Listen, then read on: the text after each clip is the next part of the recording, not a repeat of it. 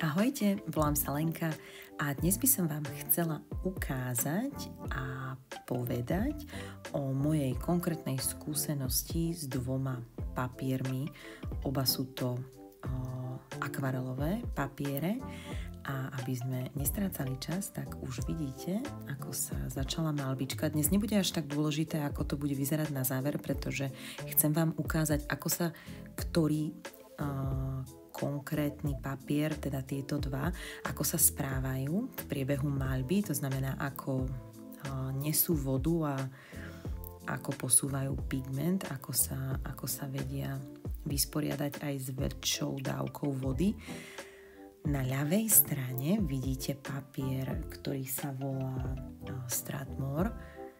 Je to papier, ktorý používa veľmi veľa akvarelistov, je to originál papier na vodové farby, to znamená, mal by nejakým spôsobom byť schopný udržať aj väčší objem vody, aj väčší objem pigmentu, ale vy už teraz v podstate, keď sa na to pozeráte, tak vidíte veľké rozdiely medzi tou ľavou a pravou stranou.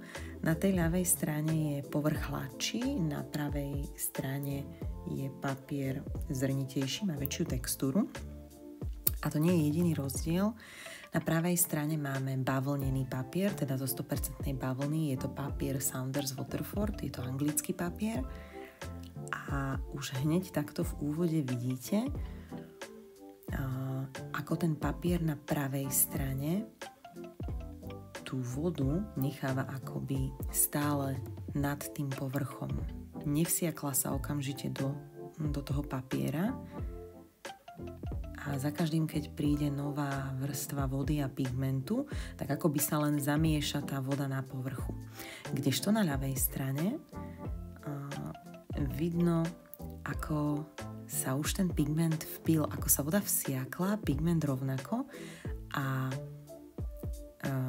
posunúť ten pigment, premiesniť ho alebo zjemniť nejakú šmuhu je oveľa zložitejšie. A okrem toho, neviem, či ste si všimli, ale na tej ľavej strane, teda papier, ktorý nie je bavlnený, je to papier celulózový, to znamená papier ako bežná kancelárska 80-ka. Tento je recyklovaný, ten na ľavej strane, ten jemný s takým fakt, že hladkým povrchom.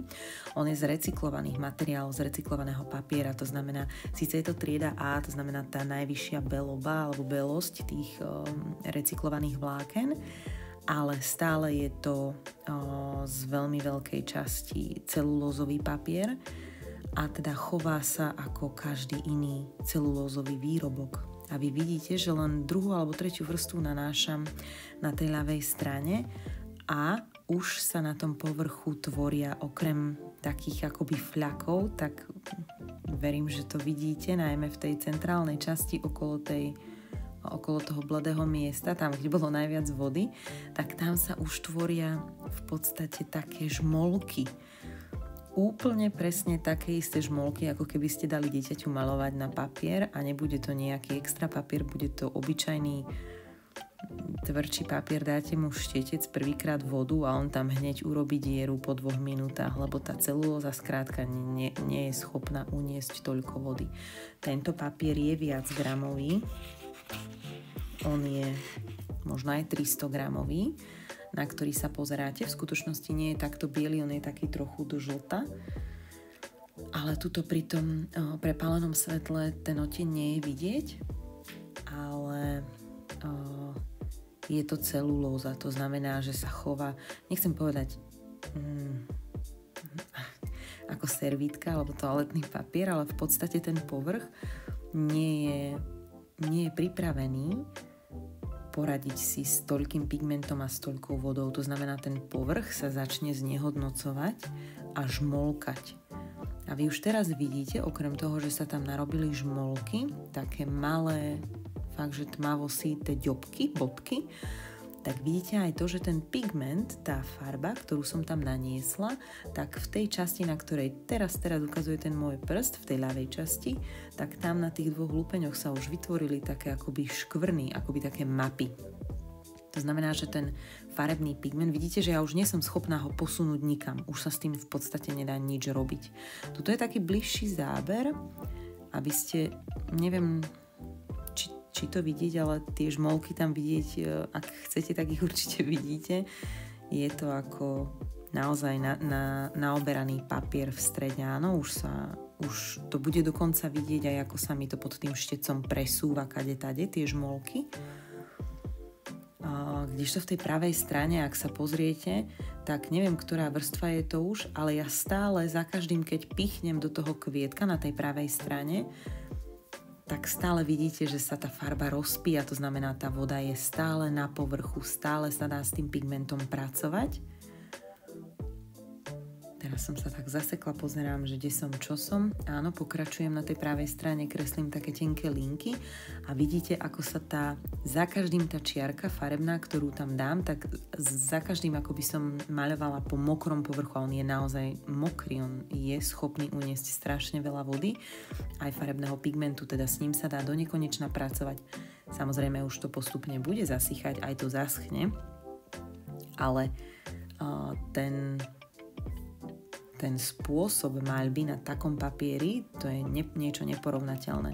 Na ľavej strane, na celulózovom papieri vidíte, ako v podstate okamžite, instantne tá farba zasychá, pigment sa vpije do povrchu a už viac nie je schopný sa posunúť inám. A je jedno, koľko vody vezmem, je už skrátka na tom mieste, kde som ho nechala, teda vo veľkej miere. Hej, ešte nejaké menšie úpravy sú tam možné, ale už to tak nejde. A zasa úplne na tej hranici, teraz kde som so štecom na ľavej strane, tak tam už sa úplne ten papier žmolká. To znamená, už tam vidíte úplne také červené šúčeky. Ja som to aj poskracovala, aby vás to nejako nenudilo, aby som len ukázala naozaj, že aká je tá moja skúsenosť s tým papierom. Strathmore je značka, ktorá má rovnako veľkú históriu, je to kvalitný aj akvarelový papier, oni majú odškálované také akoby série, každá je určená na niečo iné.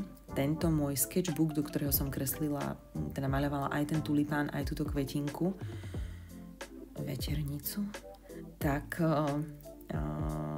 tento sketchbook je séria 400, je to tam aj vzadu vytlačené.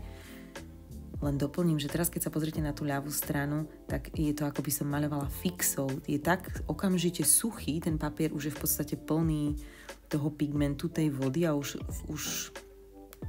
to vyzerá ako by som ozaj maľovala nejakou fixou. Vôbec to nevyzerá ako by som maľovala akvarelom na akvarelový papier, kdežto na pravej strane aj po tak dlhej dobe ešte stále je papier mokrý a ešte stále miestami, keď sa dotknem papiera, tak sa rozpije tá farba. No a budem pokračovať, že toto je séria 400, tento Strathmore sketchbook.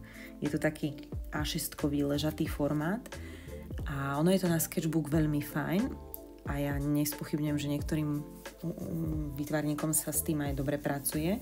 Ono je to určené na vodové farby, to znamená aj gvaš je vodová farba, tempera, hociaké iné vodové médiá. Možno aj akvarelistom sa s tým pracuje dobre, mne sa s tým nepracuje dobre vôbec. A vždy sa snažím teda nájsť nejakú cestu, ako zakryť tie nedostatky, ktoré sú pre mňa úplne že výrazné. Je to veľmi sa mi to nepáči, ako ten papier vlastne tú farbu nasáva a čo s ňou robí. Je to celé také domuchlané, dochuchlané, ozaj ako keď dieťaťu dáte farbičky a maľuje sprava doľava, ako príde. No, na stránke, alebo teda takto, v tomto sketchbooku nenájdete popis, z čoho sa skladá tento papier, ale na stránke sa viete dočítať, že ich papiere, teda táto 400 séria je z recyklovaných materiálov, z tej najvyššej kvality recyklovaných materiálov, stále je to iba recyklované vlákno, teda nie je tam žiadna bavlna a preto ten papier nie je tak dobre schopný pracovať s tou vodou ako napríklad bavlna alebo bambus. Na pravej strane papier, ktorý teda tak vychvaľujem, je papier, s ktorým mne sa naozaj pracuje fantasticky. Je to papier, ktorý patrí pod značku St. Cuthbert's Mill. Je to anglický papier a oni majú viacero takých akoby línií alebo sérií, majú Saunders Waterford, majú Bockingford a majú ešte neviem čo, nespomeniem si, na stránke to nájdete.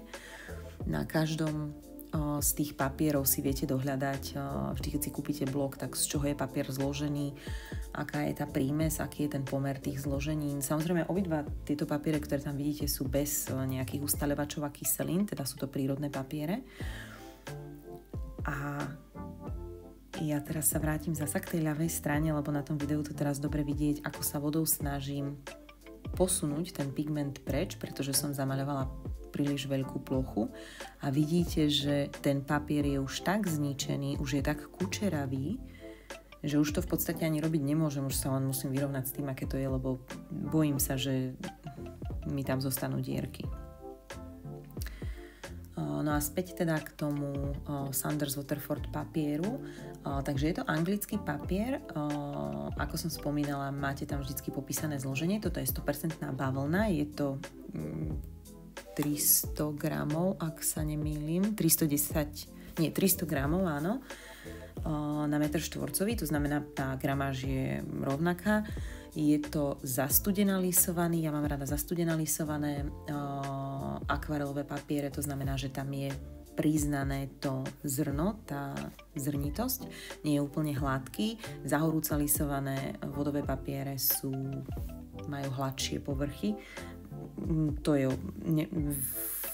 vplyv na maľbu ako takúto nemá žiaden, je to iba o preferencii, o tom výzore, o tom, ako to vyzerá, ako to vplýva na toho autora, či sa mu to páči tak alebo onak. Mne sa viac páčia tie také hrubšie štruktúry. No a oni ten papier vyrábajú z bavlny. Nie je to bavlna textilná, to znamená, že nevysádza sa kvôli nim nejaká bavlna, nemusia sa zničiť nejaké dažďové pralesy, aby sa vysadila bavlna, ktorú používa táto značka na tvorbu papiera. Oni používajú bavlnený akoby odpad, ktorý je takým bočným produktom z textilného priemyslu.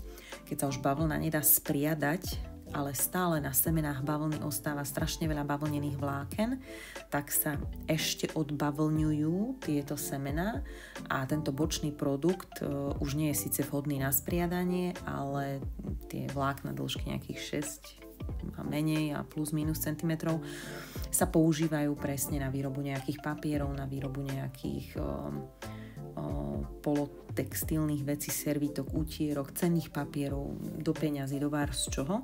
Takže je to v podstate produkt, ktorý je bočným produktom textilného priemyslu a vidíte, že schopnosť uniesť vodu na tej pravej strane je diametrálne odlišná.